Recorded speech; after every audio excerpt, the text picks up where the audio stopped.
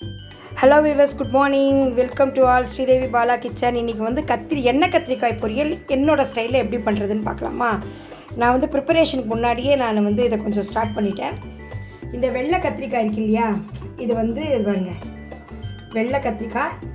இந்த வெள்ளை கத்திரிக்காவை 4 நாளாக கீறின்ட்டு இட்லி பொடி இருக்குல்ல, நம்ம வீட்டில் அரைத்து அன்றாடம் யூஸ் பண்ணுவோம் இட்லி பொடி, அந்த இட்லி பொடியை இந்த மாதிரி இதில் ஃபுல் பண்ணி, அதை என்ன சொல்லுவாங்க, ஸ்டஃப் பண்ணி வச்சுருக்கேன். நான் வந்து 2 பேக்கெட், அதாவது ஒரு 1/2 கிலோ காய் கொஞ்சம் கம்மியாக வாங்கினேன். ஸ்டஃப் பண்ணி இதை வச்சுருக்கேன் பாருங்கள். இது வரைக்கும் இதெல்லாம் சொத்தை இல்லாத காய்கள். இது வரைக்கும் சொத்தை இல்லாத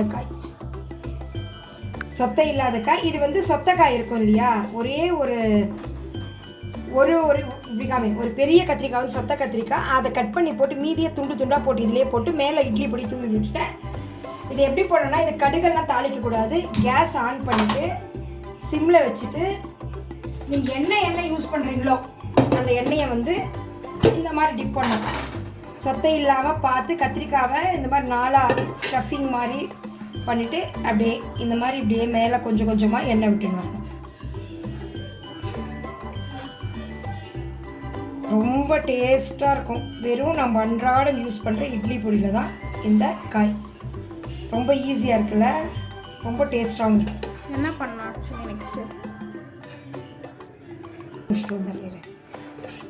இது இந்த பக்கத்துக்காக கொஞ்சம் கொட்டிட்டேன். இந்த ஸ்பூனால் 4 ஸ்பூன் எல்லாம் கொட்டியிருக்கேன். இப்படி பாருங்கள், இந்த அளவுக்கு சிம்மில் தான் வச்சு பண்ணணும். இது வெந்த பிறகு காமிக்கிறேன். இதை வந்து மூடி போட்டு வச்சிடணும். பாருங்கள், நல்லா இப்படி பிடிச்சி 4 பக்கம் சுற்றிக்காம பாருங்கள். எல்லா பக்கமும் எண்ணெய் நனைஞ்சிருக்கா, எல்லா இதுலையும் எண்ணெய் விட்டுருக்குன்னா அவ்வளோதாங்க. எண்ணெய் கத்திரிக்காய் நல்லா முடிஞ்சிடுச்சு பாருங்கள். கரெக்டாக 12 நிமிஷம் ஆச்சுங்க, அவ்வளோதான். இங்கே பாருங்கள், நல்லா வெந்ததுக்கு அடையாளம் பாருங்கள். தோல் தனியாக பாருங்கள், தோல் தனியாக சத்து தனியாக வந்துடுது பாருங்கள். நல்லா வெந்து போச்சு. இதுக்கு மேலே இது நல்லா பாருங்கள், நல்லா வெந்து போச்சு. வெந்ததுக்கு அடியாலும் இந்த பாருங்கள், தோல் தனியாக இருக்குது, சதை தனியாக இருக்குது, நல்லா வெந்து போச்சு. இதுக்கு மேலே வந்தால் வந்து அது பாருங்கள், கலர் கூட பாருங்கள், அது தோலோட கலர்லாம் மாறி போச்சு பாருங்கள்.